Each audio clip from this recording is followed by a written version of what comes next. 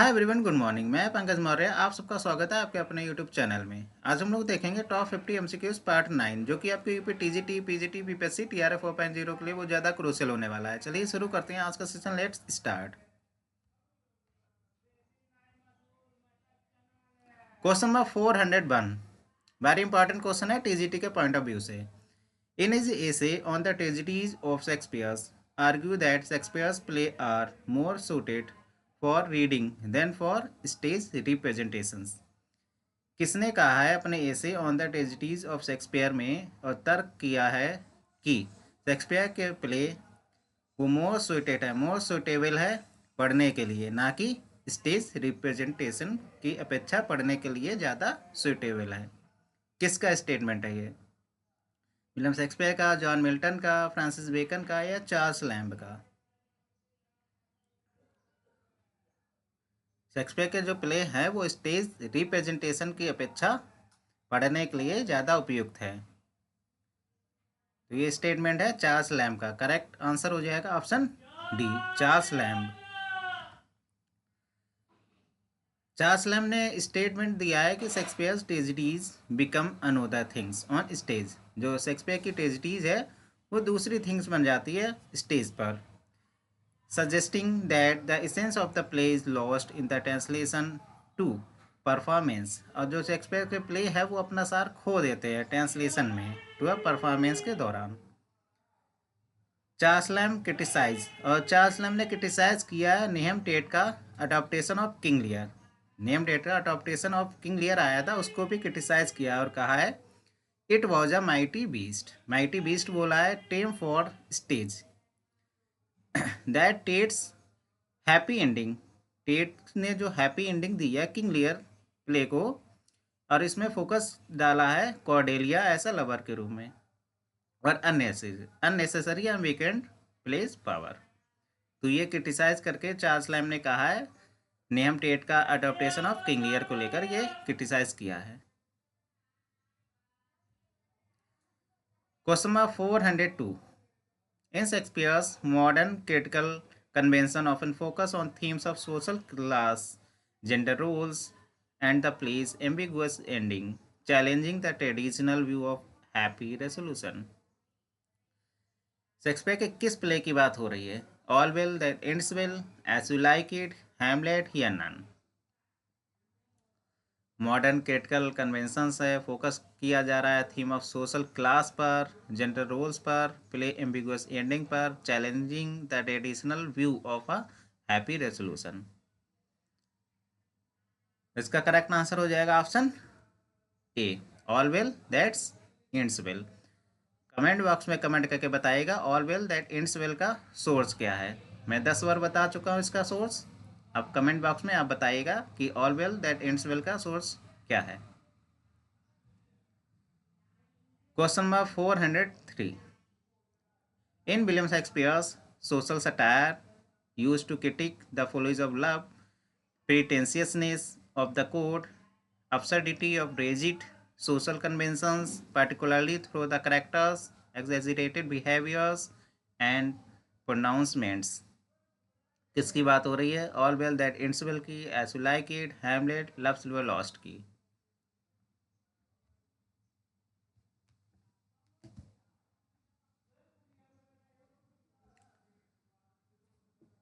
Question number 403 का correct answer हो जाएगा option D, love silver lost. Love silver lost में बताया गया है सोशल सटायर का यूज किया गया है। Critics the follies of love, pretentiousness of the code, absurdity of the rigid social conventions, particularly through the characters, exaggerated behavior and pronouncements। ये देखिए लव लेवल लॉस्ट में सटायर किया गया है exaggerated display of courtly manners and language। The king has his companions make a vow to abstain from love and woman for 3 years। इस play में दिखाया गया है कि जो किंग होते हैं उनके कंपेनियंस होते हैं, उन्होंने कसम खा रखी है, कसम खाई है कि औरतों से दूर रहेंगे, औरतों के प्यार से दूर रहेंगे फॉर 3 years, 3 साल के लिए।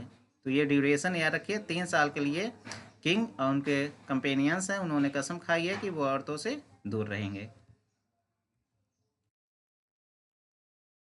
इस प्ले में सटायर किया गया है एक्सएजरेटेड फैशन एंड कोर्टली फेट्स को। तो फैशन एंड कोर्टली फेट्स ये कीवर्ड्स है, इसको याद रखिएगा। फैशन एंड कोर्टली फेट्स के रूप में सटायर किया गया है लव लेवर लॉस्ट में 16th सेंचुरी यूरोप को। और अरमांडो करेक्टर के द्वारा ये सटायर किया गया है, जो कि नाइट ऑफ फैशन होते हैं। Novel words that mannerism while the play's central plot revolve around the king, his friends wo to avoid women focus on study वो quickly what मतलब वही है कि किंग और उनके कंपेनियन होते हैं, कसम खाते हैं और तो उससे दूर रहेंगे 3 साल तक और स्टडी पर फोकस करेंगे। Question number 404, the masquerade ball is a common setting in Renaissance play. Renaissance play की कॉमन सेटिंग थी masquerade ball. These type of walls were popular during the time period in which is set। तो किसकी setting, किस play की setting मास्कुरेड wall के साथ रखी गई है? रोमियो एंड जूलियट की, all well that it's well, as you like it, या love liver lost.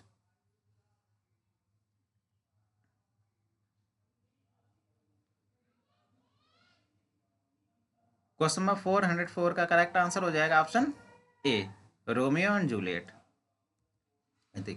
Masked wall, it is a setting where Romeo and Juliet meet and fall in love। Masquerade wall thrown by the Capulets।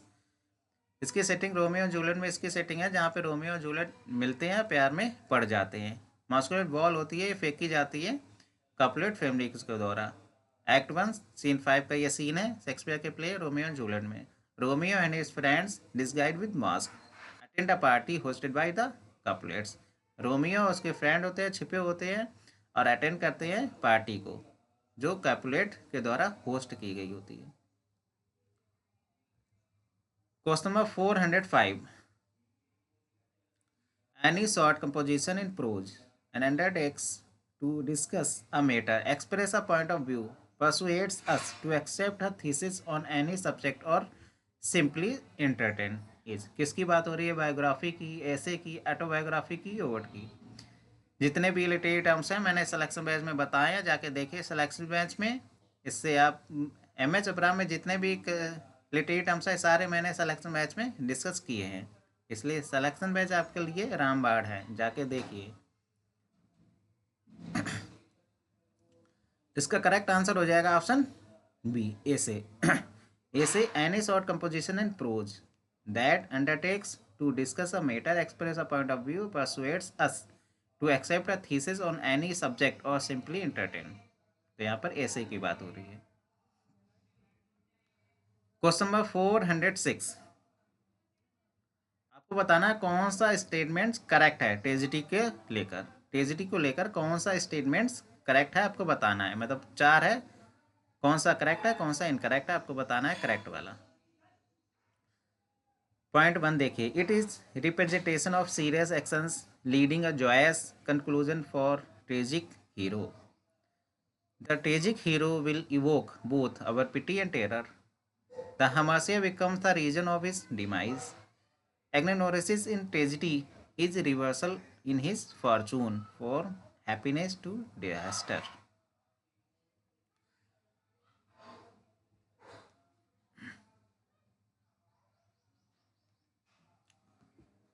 देखिए point 1 देखिए, it is representation of serious actions leading a joyous conclusion. अब joyous conclusion tragedy में तो नहीं आता है, तो option ए incorrect हो गया। दूसरा देखिए, the tragic hero will evoke both our pity and terror, correct है। ऑप्शन थर्ड, द हमासे becomes the reason of his demise, ये भी करेक्ट है। पॉइंट 4 देखिए, the anagnorisis is tragedy, anagnorisis in tragedy is reversal in his fortune. मतलब reversal of fortune तो पेरिपीटिया होता है और यहाँ पे दे रखा है एनेग्नोसिस। एनेग्नोसिस तो रिकॉग्निजन होता है, लेकिन यहाँ पर है reversal of fortune. Reversal of fortune peripeteia होता है, तो ऑप्शन 4 भी, मतलब पॉइंट 4 भी इनकरेक्ट हो जाएगा। तो पॉइंट 1 एंड पॉइंट 4 इनकरेक्ट हो गया, करेक्ट बचा पॉइंट 2 एंड 3। तो पॉइंट 2 और 3 ऑप्शन सी में है, तो करेक्ट ऑप्शन हो जाएगा option C. Question number 407, which of the following statement is correct about autobiography. Autobiography के बारे में कौन सा स्टेटमेंट करेक्ट है? It is written by a great author on the life of fellow author. It is written by a scholar on the life of fellow scholar. It is memoir. The first fully developed autobiography is also most influential, the Confessions of Saint Augustine, written in 4th century. तो इसका correct answer हो जाएगा option D. Option D correct है, बाकी option A B C incorrect है।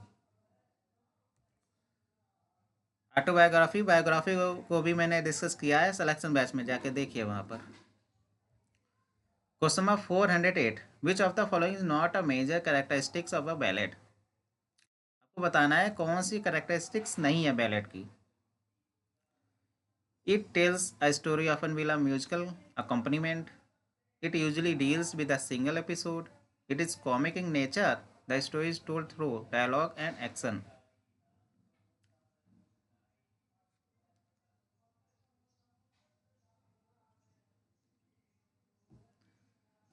Question number 408 का correct answer हो जाएगा option C, it is comic in nature. ये रॉन्ग है। बैलेट के संबंध में it is comic in nature, ballet nature में कॉमिक नहीं होता है, तो ऑप्शन सी इनकरेक्ट है। बाकी option A it is tells a story often with a musical accompaniment correct है। It usually deals with a single episode correct correct है। Option D the story is told through dialogue and action, ये भी correct है। तो option A B and D correct है ballet को लेकर, लेकिन option C it is comic nature ये इनकरेक्ट है।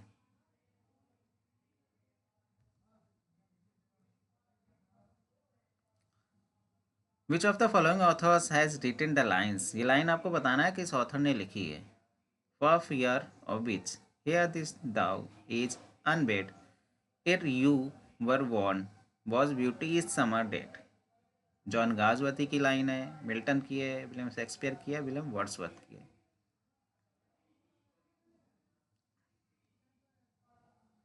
इसका करेक्ट आंसर हो जाएगा ऑप्शन सी, विलियम शेक्सपियर की ये लाइन है, for fear of which hair this thou is unbred ere you were born was beauty's summer dead. ये लाइन आई है विलियम शेक्सपियर की सोनेट है, सोनेट नंबर 104, जिसका टाइटल है to me fair friend you never can be old. इस sonnet से ये लाइन ली गई है। Question number 410, a story in verse और prose with a double meaning is particularly known as. मैंने कहा था कि अगर डबल मीनिंग जिसमें आ जाए वो कौन सा लिटरेरी टर्म्स होगा, सटायर होगा, आयरनी होगा, अलेग्री होगा, फेबल होगा। इसका करेक्ट आंसर हो जाएगा ऑप्शन सी अलेग्री, क्योंकि डबल मीनिंग बातें अलेग्री में होती हैं। Question number 411, what is the correct meaning of the word opposite. Opposite का करेक्ट मीनिंग बताना है, कॉन्ट्रेरी, डिफरेंट, राइट या सुटेबल। यहाँ पे अपोजिट ए से है, ए वाला अपोजिट, और ओ वाला अपोजिट उल्टा होता है। यहाँ पे ए वाला अपोजिट यानी अपोजिट यानी अप्रोप्रिएट या सुटेबल, उपयुक्त। तो इसका करेक्ट आंसर हो जाएगा option D suitable. Question number 412, claim that Wordsworth prefers to lyrical ballads, so aroused out of the conversation so frequent that with few exceptions we could scarcely either of us perhaps positively say which first started any particular thoughts। कौन दावा करता है Wordsworth की preface को लेकर? John Dryden, John Keats, Samuel Taylor Coleridge या Matthew Arnold.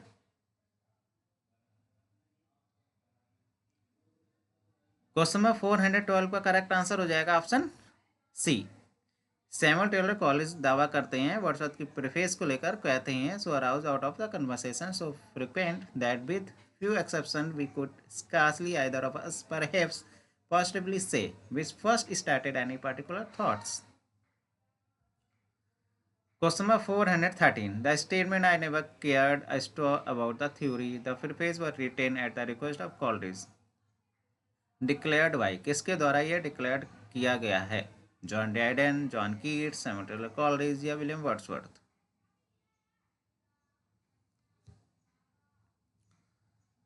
Question number 413 का correct answer हो जाएगा ऑप्शन डी, विलियम वर्ड्सवर्थ ने ये स्टेटमेंट दिया है, I never care the straw about the theory the preface were written at the request of Coleridge. Question number 414 one words का question है, to banish from one's country.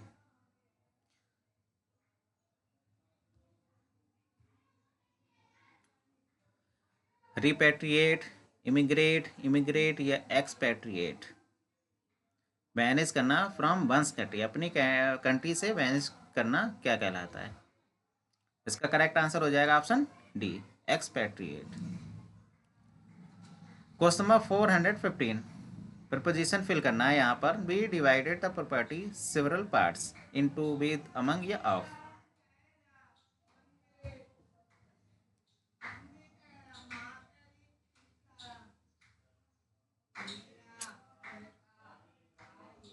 Question number 415 का correct answer हो जाएगा option A, into. B divided the property into several parts. Explanation देखिए यहाँ पर among और into में कंफ्यूजन होगा, उसी का एक्सप्लेनेशन देखते हैं। देखिए, divide into refer separating something into parts और ग्रुप, मतलब किसी भी चीज़ को पार्ट्स या ग्रुप में डिवाइड करना है तो डिवाइडेड इनटू। और divided among means sharing something between two और मोर पीपल और थिंग्स, मतलब किसी भी चीज़ को दो या दो से अधिक लोगों या चीज़ों में बांटना है तो डिवाइड अमंग का यूज़ करते हैं। मतलब डिवाइड इनटू का यूज़ वहाँ करेंगे जहाँ पे पार्ट्स या ग्रुप में डिवाइड कर रहे हैं, पार्ट्स या ग्रुप को अलग कर रहे हैं तो डिवाइडेड इनटू। अगर लोगों में बांट रहे हैं तो डिवाइडेड अमंग। अब देखिए एग्जाम्पल देखिए, the cake was divided into 6 equal slices, मतलब केक का पार्ट्स करके उसको डिवाइड किया जा रहा है, तो पार्ट्स में डिवाइड कर रहा है इसलिए divided into. The prize money was divided among the 3 winners. अब देखिए जो प्राइज मनी है वो डिवाइड बांटी गई है लोगों के बीच में, तो अब लोगों के बीच में बांटी जा रही है तो डिवाइडेड अमंग, अगर पार्ट्स करके बांटी जा रही है तो डिवाइडेड इनटू। तो जहाँ पे पार्ट्स का सेंस है इनटू लगाइए, जहाँ पे पीपल का सेंस आ रहा है तो आप डिवाइड अमंग लगाइए। और यहाँ पे देखिए सेवरल पार्ट्स की बात हो रही है, अब यहाँ पे पार्ट्स की बात हो रही है इसलिए डिवाइडेड इनटू का यूज होगा, ना कि अमंग का। B divided the property into several parts. Question number 416 one word का क्वेश्चन है, the art of making fireworks.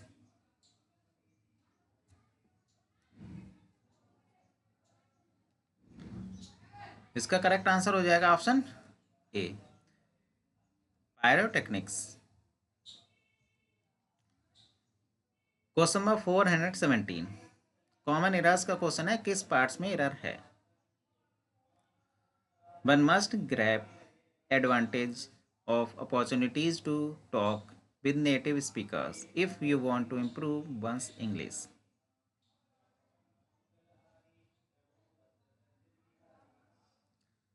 इसका करेक्ट आंसर हो जाएगा option D, option C. Option C हो जाएगा क्योंकि यहाँ पे देखिए वंस आया है, वंस पॉसेसिव एडजेक्टिव है। वंस का पॉसेसिव एडजेक्टिव में यूज हो रहा है तो वंस का प्रोनाउन वन होगा, क्योंकि वन का पॉसेसिव एडजेक्टिव वंस बनता है और यू का एडजेक्टिव योर बनता है। तो यहाँ पे यू वॉन्ट नहीं होगा, वन वॉन्ट्स होगा। अब वन यहाँ पे सिंगुलर है तो वॉन्ट की जगह पर भी वॉन्ट्स हो जाएगा, क्योंकि वर्ब भी सिंगुलर चाहिए। यू के साथ तो वर्ब प्लूरल आ रही है। अब अगर प्रोनाउन वन का यूज़ करेंगे तो इसके साथ जो वर्ब आएगी वो भी सिंगुलर आएगी, इसलिए यहाँ पर हो जाएगा वन वॉन्ट्स, क्योंकि आगे वंस इंग्लिश लिखा है इसलिए यू की जगह पर वन आएगा और वॉन्ट की जगह पे wants. Question number 418 meaning of the word indignation is. Indignation का मीनिंग आप बताना है क्या होगा? Dignity, disgust, diversion, anger with surprise. Question number 418 का करेक्ट आंसर हो जाएगा option D, anger with surprise. Question number 419 आपको करेक्ट स्पेलिंग फाइंड आउट करनी है, किस ऑप्शन में करेक्ट स्पेलिंग है?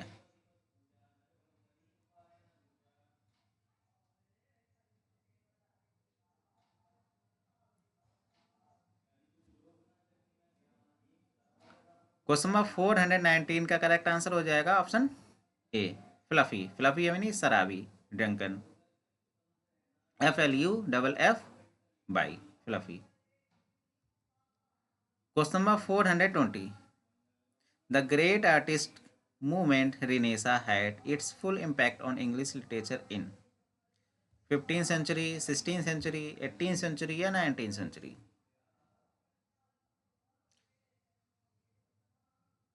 इसका करेक्ट आंसर हो जाएगा option B, 16th century. Question number 421.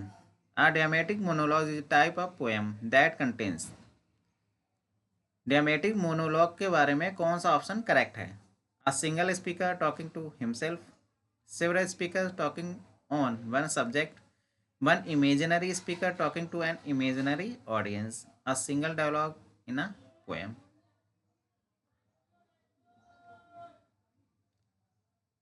इसका करेक्ट आंसर हो जाएगा option C, one imaginary speaker talking to an imaginary audience. Dramatic monologue में जो स्पीकर होता है वो भी इमेजिनरी होता है और जो ऑडियंस होती है वो भी इमेजिनरी होता है. तो one imaginary speaker talking to an imaginary audience. Question number 422. The theme of is repression of women both in the family and society. किसकी थीम की बात हो रही है? The eldest son, the fugitive, the strife, the mob. John Galsworthy के सारे play है eldest son, fugitive, strife और मॉब. किस प्ले की थीम है?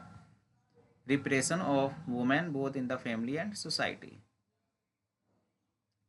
इसका करेक्ट आंसर हो जाएगा option A, the eldest son. The theme of eldest son is the repression of women both in the family and society. Question number 423. Which of the following statements not correct about biography. इसमें के बताना कौन सा incorrect है, correct नहीं है.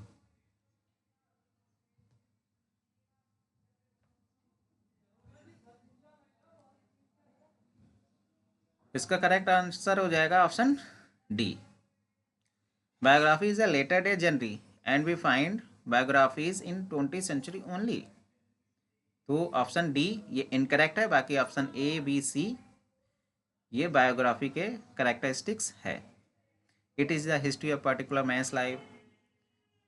The name biography now connotes a relatively full account of particular person's life. It involves the attempt to set forth character, temperament, value as well as subject activities and experiences. तो ए, B, सी biography के characteristics है और option D नहीं है. Question number 424. आपको बताना कि ऐसे के रेफरेंस में कौन सा इनकरेक्ट है.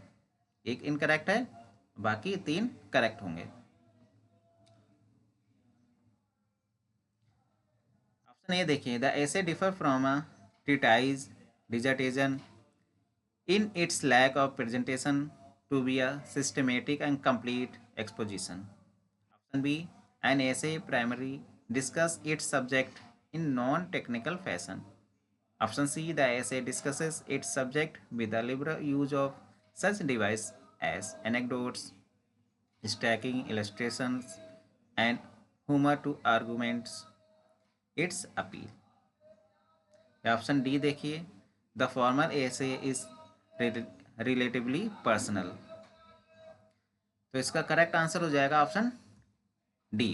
The formal essay is relatively personal. ये इनकरेक्ट है क्योंकि जो फॉर्मल ऐसे होते हैं वो पर्सनल नहीं होते हैं, वो इम्पर्सनल होते हैं. और जो इनफॉर्मल ऐसे होते हैं वो पर्सनल होते हैं. तो ऑप्शन डी इनकरेक्ट है ऐसे के रेफरेंस में. बाकी option A, B and C correct है ऐसे के रेफरेंस में. तो याद रखिए कि फॉर्मल ऐसे इम्पर्सनल होते हैं और इनफॉर्मल ऐसे पर्सनल होते हैं. Question number 425. Which of the following statements about lyric form of poetry is not true? Lyric के संबंध में कौन सा ट्रू नहीं है? A lyric contains 14 lines. It usually expresses the feeling or thoughts of a single speaker. Greek identified the lyric as a song rendered to the accompaniments of a lyre. A lyric poem may be a brief expression of a mood. तो आप सब लोग जानते हैं कि 14 lines की lyric नहीं sonnet होती है. तो ऑप्शन ए इनकरेक्ट हो जाएगा. बाकी option B, C and D correct हो जाएगा.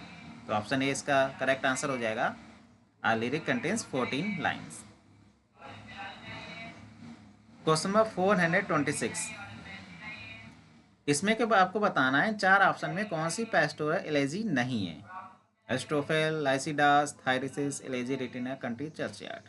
कौन सी पेस्टोरल एलर्जी नहीं है।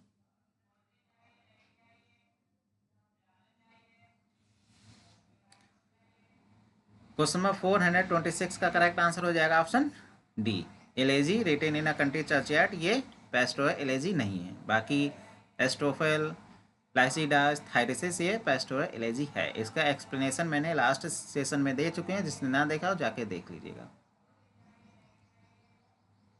क्वेश्चन नंबर 427, आपको बताना है मोमायर के बारे में कौन सा करेक्ट स्टेटमेंट्स है। In Memoir, the emphasis is not the author's developing self, but on the people and events that authors had known. Memoir is the another name for autobiography. Memoir is the another name for biography. Memoir is always episodic, appears in ballot form only. ये only वाला sentence तो बिल्कुल पूरी तरह से incorrect होता है। Question number 427 का करेक्ट आंसर हो जाएगा ऑप्शन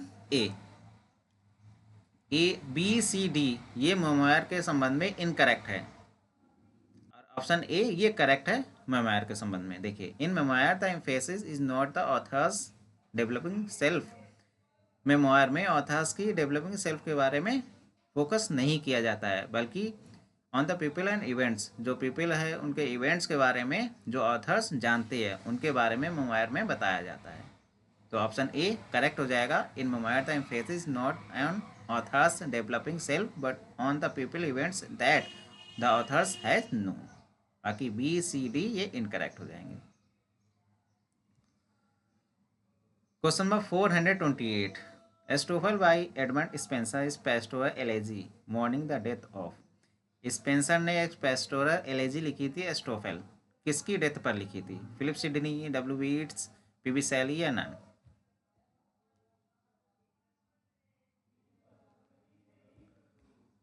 क्वेश्चन नंबर 428 का करेक्ट आंसर हो जाएगा option A, sir Philip Sydney.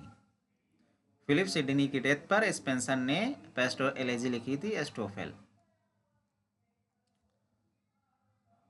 Question number 429, in William Shakespeare much ado about nothing the phrase kill Claudio is said by. किसके द्वारा ये फ्रेज कहा जाता है मच आडो अबाउट नथिंग में, किल क्लाउडियो।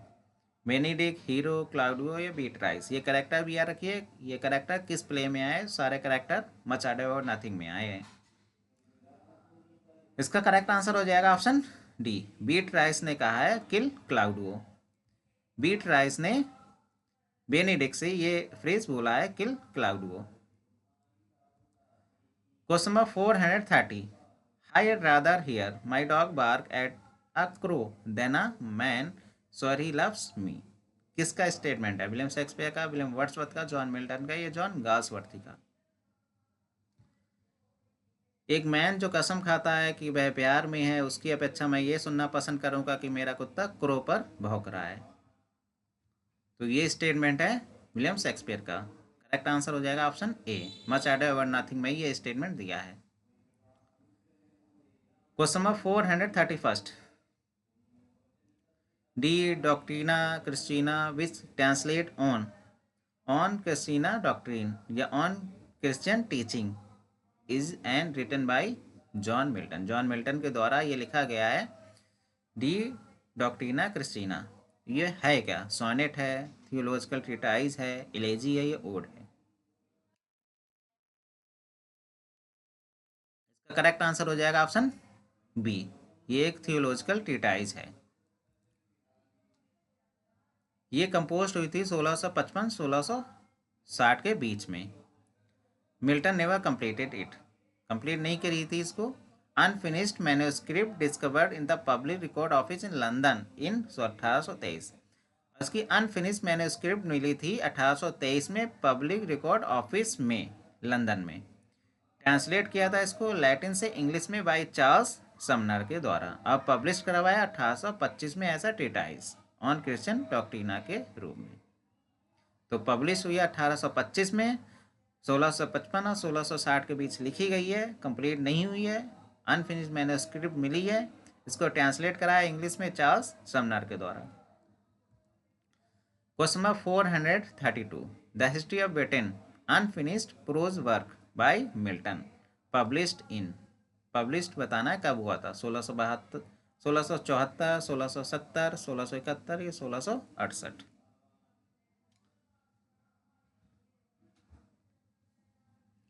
इसका करेक्ट आंसर हो जाएगा option B 1670।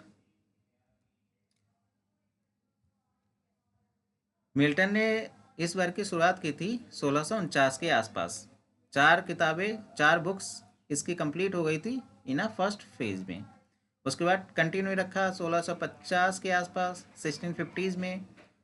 With the further 2 books, दो और बुक्स आई। The history was first printed at the rose and crown in saints for church yard. The history, ये history इसको paint करवाया गया था at the rose crown in Saint Paul church yard में।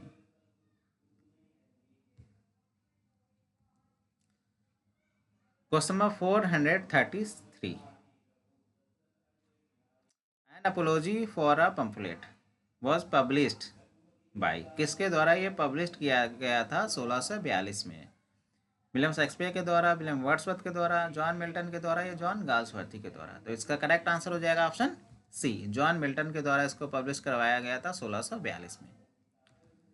Apology for सिमेक्टिमनस या apology for a pamphlet, ये लिखा John Milton ने लिखा था, पब्लिश करवाया था 1642 में।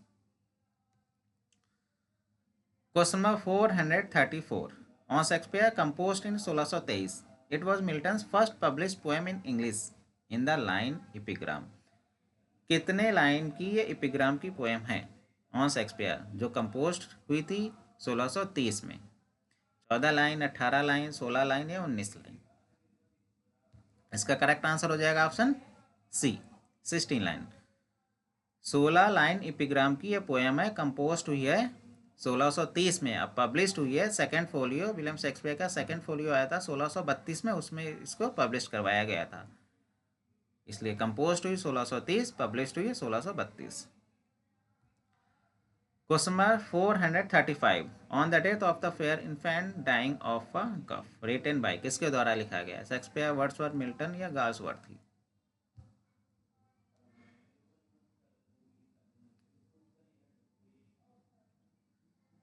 क्वेश्चन नंबर 435 का करेक्ट आंसर हो जाएगा ऑप्शन सी, जॉन मिल्टन के द्वारा ये लिखा गया था।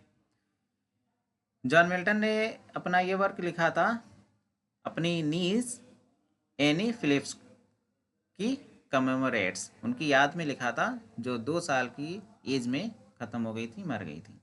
Who died at the age of 2।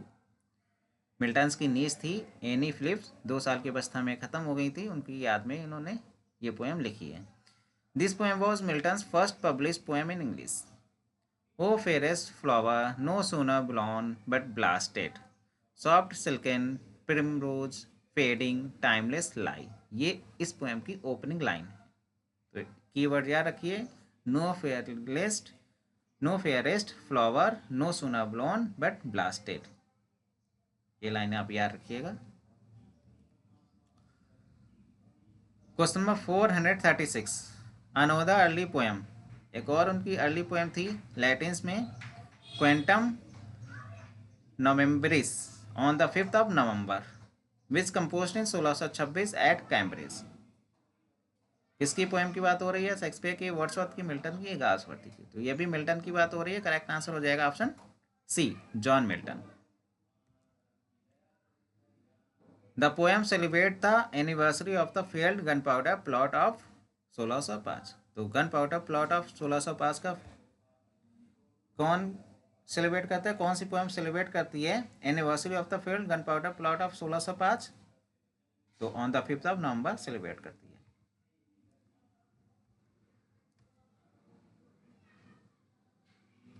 Question number 437, John Milton married Elizabeth Minshull in, किस ईयर इन्होंने अपनी पत्नी एलिजाबेथ मिंसुल के साथ शादी की थी?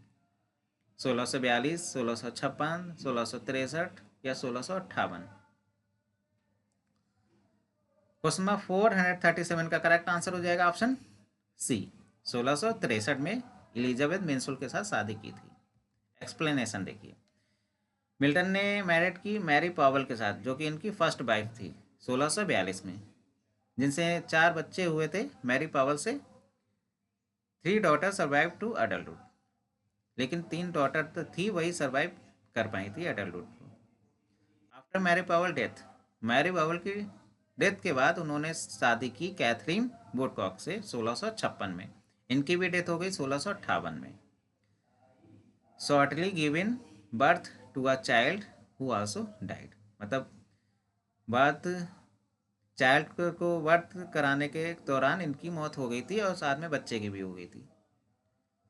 He married Elizabeth Minshull in 1663 and the marriage lasted until his death in 1674।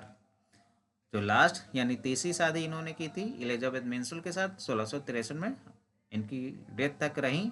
1674 में मिल्टन की डेथ हो गई, जब तक इनकी वाइफ एलिजाबेथ मिंसुल रही। अब याद करिए कि पहली शादी मैरी पॉवल से हुई 1642 में, दूसरी शादी कैथरीन वुडकॉक से हुई 1656 में, तीसरी एलिजाबेथ मिंसुल से 1663 में।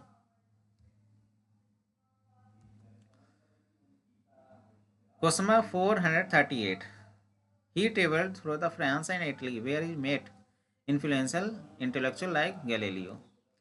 इन्होंने यात्रा की थी फ्रांस और इटली की। किस ईयर यात्रा की थी और उस यात्रा में गैलीलियो से मिले थे? 1642, 1656, 1663, 1638। तो इसका करेक्ट आंसर हो जाएगा ऑप्शन डी, 1668 में। 1638 1638 में इन्होंने यात्रा की थी फ्रांस और इटली की, और इसी यात्रा के दौरान ये गैलीलियो से मिले थे। तो ये ईयर याद रखिए 1638, 1638। Question number 439, believed that the tenure of kings and magistrates was one of the key republican texts during the 17th century। किसका मानना था कि tenure of kings and magistrates was one of the key republican text during the 17th century? Spenser, Jonathan Scott, John Dryden या none? इसका correct answer हो जाएगा option B, Jonathan Scott. Question number 440, the poem Character of the Happy Warrior was written by William Wordsworth in 1806, published in, आपको publish बताना है कब हुई, 1807, 1805, 1815 या नन?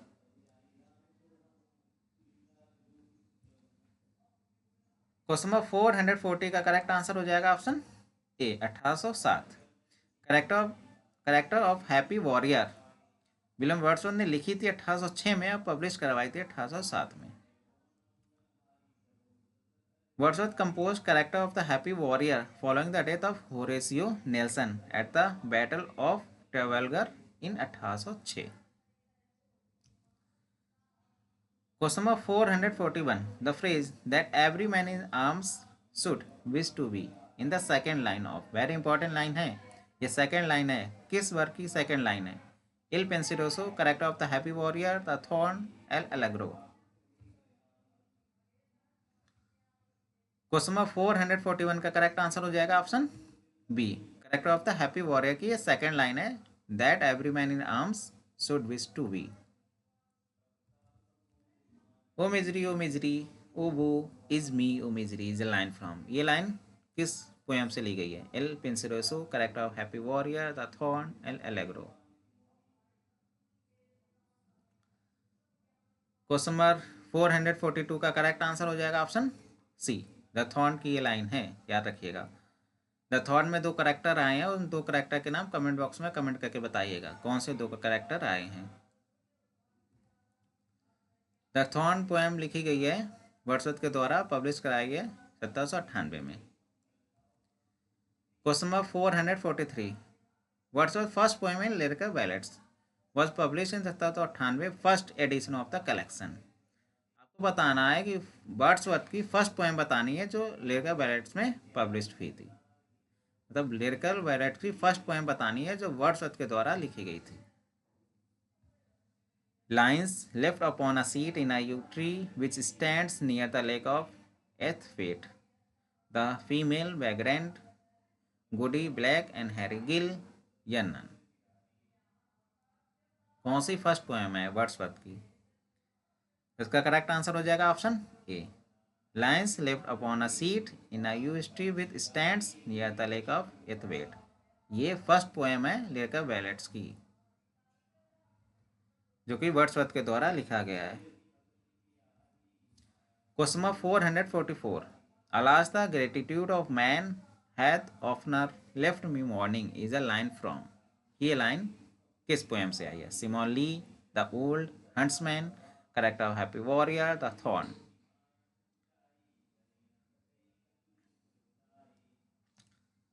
क्वेश्चन नंबर 444 का करेक्ट आंसर हो जाएगा option A, Simon Lee the old huntsman.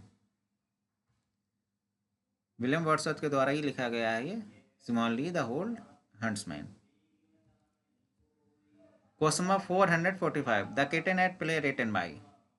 ये किसके द्वारा लिखा गया है? William Wordsworth, William Shakespeare, John Milton, John Galsworthy. The kitten at play, very important question है ये वाला टीजीटी के पॉइंट ऑफ व्यू से। क्वेश्चन नंबर 445 का करेक्ट आंसर हो जाएगा ऑप्शन ए, विलियम वर्ड्सवर्थ के द्वारा ये लिखा गया है, the kitten at play. The poem kitten at play या kitten and falling leaves William Wordsworth के द्वारा लिखा गया है। ये पोएम या पब्लिश हुई है 1800 एडिशन, लिरिकल बैलेट का जो प्रीफेस आया था 1800 में, उसमें ये पब्लिश हुई है। Question number 446, the lines earth has not anything to show more fair, dull would be of soul who could pass by are from Wordsworth poem. Wordsworth की कौन सी पोएम से ये लाइन ली गई है? Composed upon Westminster Bridge, Simon Lee, the huntsman, correct of happy warrior या the thorn. इसका correct answer हो जाएगा option A, composed upon Westminster Bridge. ये लाइन ली गई है, विलियम वर्ड्सवर्थ की पोएम है, कंपोज्ड अपॉन वेस्टमिंस्टर ब्रिज, सितंबर 3, 1802, expressing the poet's at the beauty of London in the morning. London शहर की ब्यूटी को ये डिस्क्राइब कर रहे हैं मॉर्निंग में। Question number 447, the solitary reaper, a poem by William Wordsworth, compose 1803-4 and published in. इसका करेक्ट आंसर हो जाएगा option B, 1807। Question number 448, essay on Milton book by. ये बुक किसके द्वारा लिखी गई है? वर्ड्सवर्थ, मैकॉले, डॉक्टर जॉनसन या नन। क्वेश्चन नंबर 448 का करेक्ट आंसर हो जाएगा ऑप्शन बी, मैकॉले के द्वारा लिखा गया है एसे ऑन मिल्टन, और life of Milton doctor Johnson ने लिखा है और एसे ऑन मिल्टन मैकॉले ने लिखा है। Question number 449, also known as irony of faith, is a irony is a literary device where the universe of faith seems to play a cruel joke by thwarting expectations। Verb irony, dramatic irony, cosmic irony, या नहीं, किसकी बात हो रही है? ये सब मैं सिलेक्शन बैच में बता चुका हूँ, जाके देख लीजिए, वहाँ पे आपको एक्सप्लेनेशन इसका मिल जाएगा। इसका करेक्ट आंसर हो जाएगा option C, cosmic irony. Question number 450, not willingly let die is a phrase from John Milton's poem. ये फ्रेज है जॉन मिल्टन की पोएम से लिया गया है, नॉट बिलिंगली लेट डाई। अब किस पोएम से ये फ्रेज लिया गया है? On his blindness, Lycidas, to Milton या नन। तो क्वेश्चन नंबर 450 का करेक्ट आंसर हो जाएगा option A, on his blindness से ये फ्रेज लिया गया है, नॉट बिलिंगली लेट डाई। आज के लिए बस इतना ही। क्वेश्चंस अगर पसंद आ रहा है चैनल को लाइक शेयर एंड सब्सक्राइब करना ना भूलेगा। Thank you so much.